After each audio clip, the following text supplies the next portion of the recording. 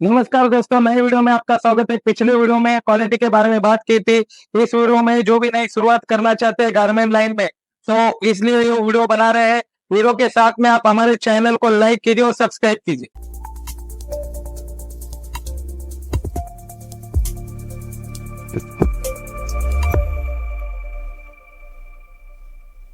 जो भी नई शुरुआत करना चाहते हैं, तो नई शुरुआत करना है आपको, तो आपको क्या रखना है गारमेंट के लाइन में।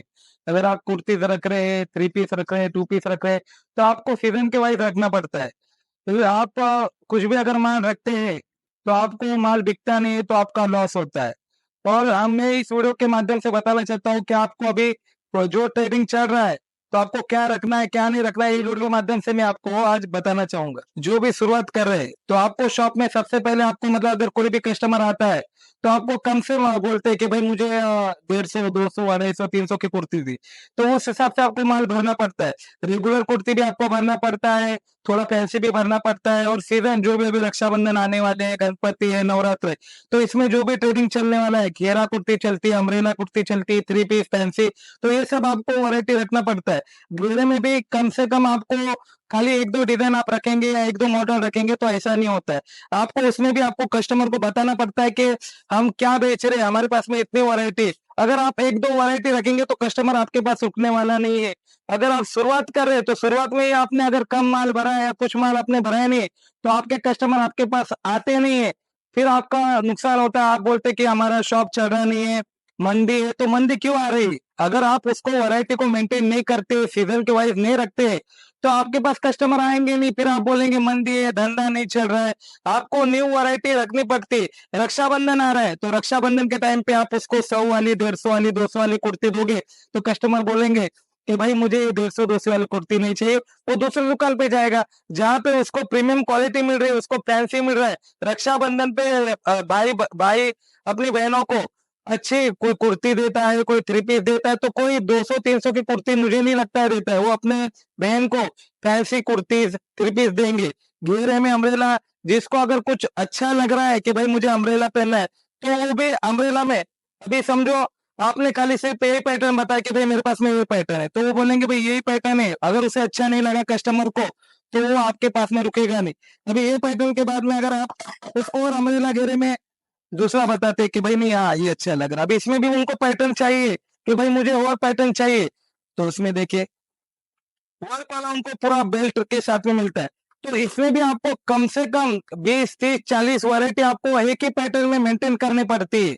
और जो भी नई शुरुआत करना चाहते हैं, तो गजनी टेक्सटाइल में इसलिए आए क्योंकि हम लोग पूरा मैन्युफैक्चरिंग करते हैं और आपको 30-40 प्रिंट है, 50-60-70-80 प्रिंट है और प्लस आपको साइज भी मेंटेन करना पड़ता है।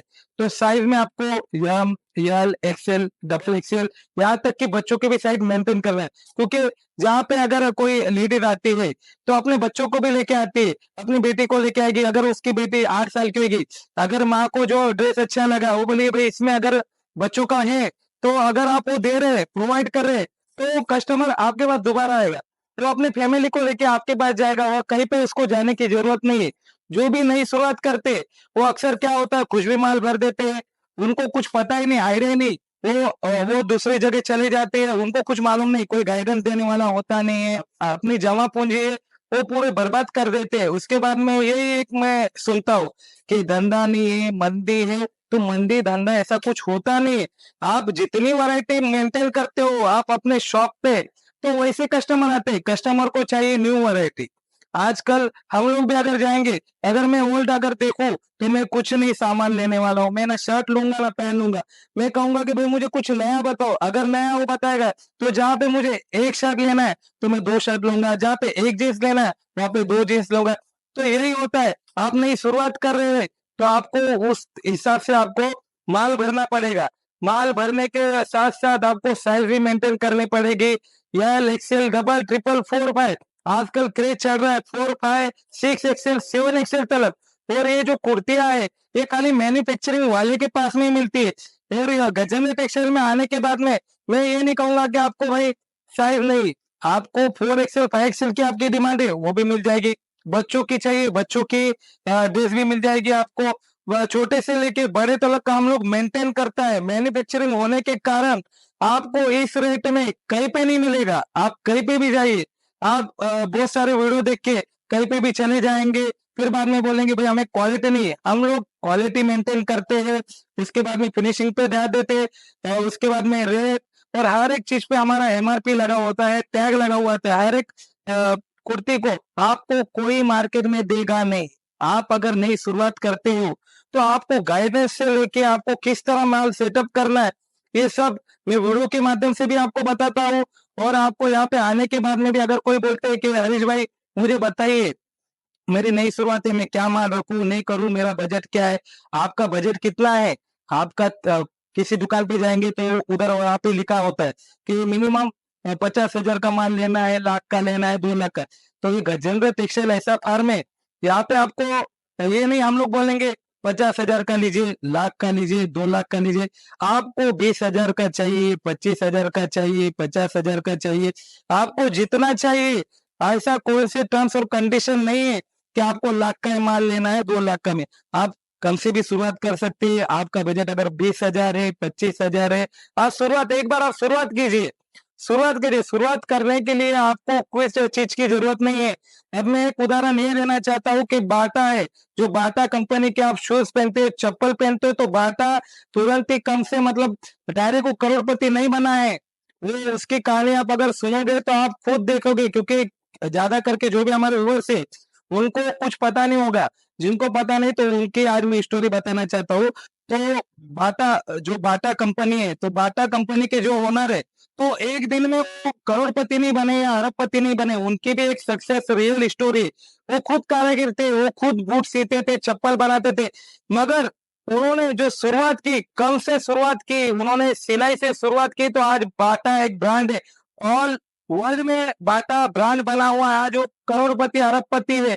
तो इस तरह हर एक आदमी को अपना पहचानना चाहिए कि हमें क्या करना है।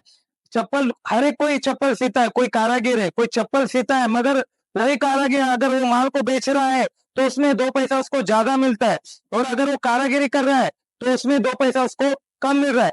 तो यही बात है, अपने आप को आप पहचाने। अगर आपको शुरुआत करनी है तो आपको रिस्क लेना होगा। आप अगर सोचेंगे कि घर बैठे मुझे पैसा मिले या मैं अमीर बन जाऊं, तो ये होएगा नहीं।